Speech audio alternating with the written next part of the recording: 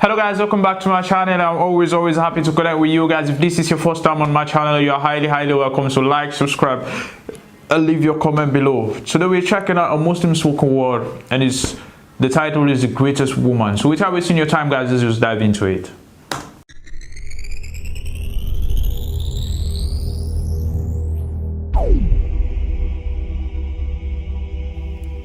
You know, something must be wrong when almost every single song has sex as its basis.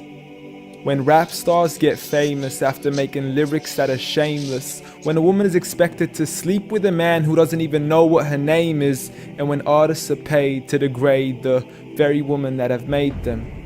To the point they are nothing more than pieces of plastic that we can dispose of once they are no longer attractive. It's sickening and sadistic that this world's become so misogynistic. And you can call me unrealistic, but just listen to the statistics. 7 in 10 men view porn, while over 75 million are addicted. 68 million requests a day for pornographic pictures, making 1 in 4 searches sexually related.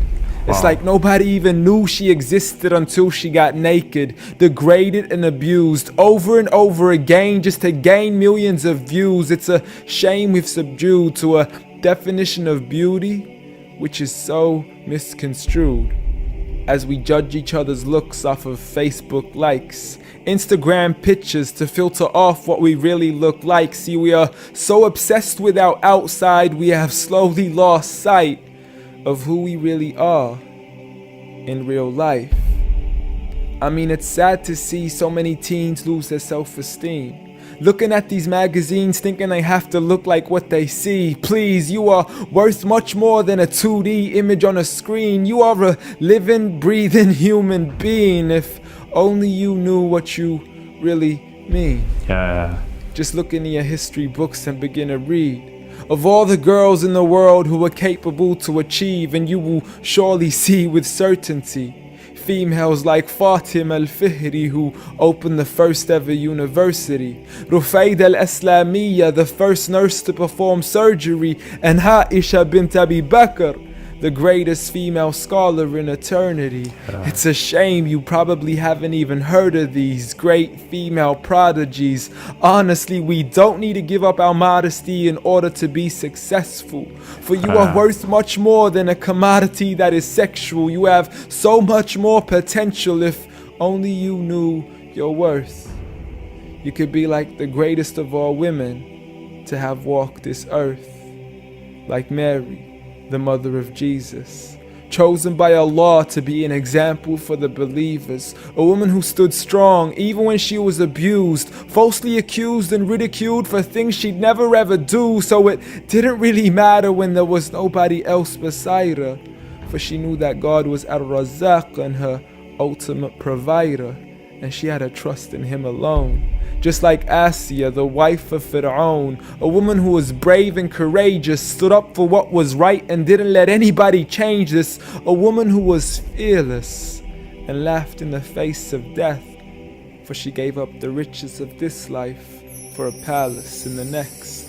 Next up, Khadija, the mother of the believers, a wealthy merchant who had nurtured the Prophet for over 25 years, his first wife, the love of his life and the mother of his kids. She was the first to believe in him when nobody else ever did. She just is beyond any words that can make you understand. So much so that even Allah sent her His salam. She was grand and Allah assured her, just like her daughter, Fatima, the master of all women in paradise, a woman who would shine so bright she was nicknamed as Zahra, the splendid one with the most generous of hearts, a woman who gave up so much of her food she had no choice but to fast. She would fight on behalf of her father even as a little girl. And such are the examples of the greatest woman in the entire world. And it had nothing to do with how they looked, but for who they truly were. So ignore the standard of success defined by society, when God has said that the best of mankind are those who have piety, regardless of your shape, your color, or your race. For God does not look at your bodies, nor does he look at your face. Rather, he looks towards your heart and checks your faith. So at the end of the day, it doesn't matter what the people say or who they think you are, when you could be like the greatest of all women in the eyes of Allah. Wow.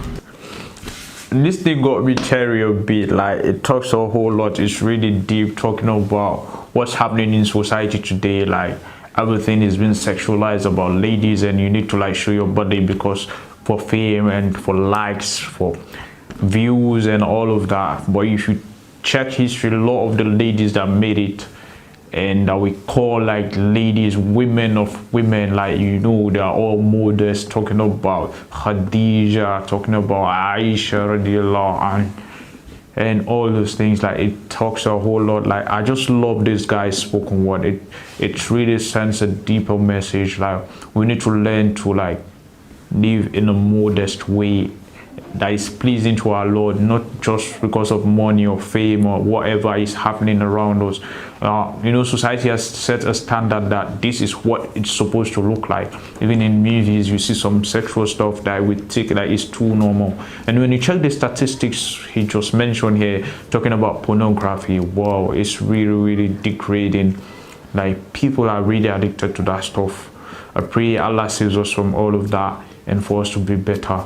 I really enjoyed this guy's spoken words. It really makes sense. And talking about Mary, the mother of Jesus, and may peace be upon them all, it makes a whole lot of sense.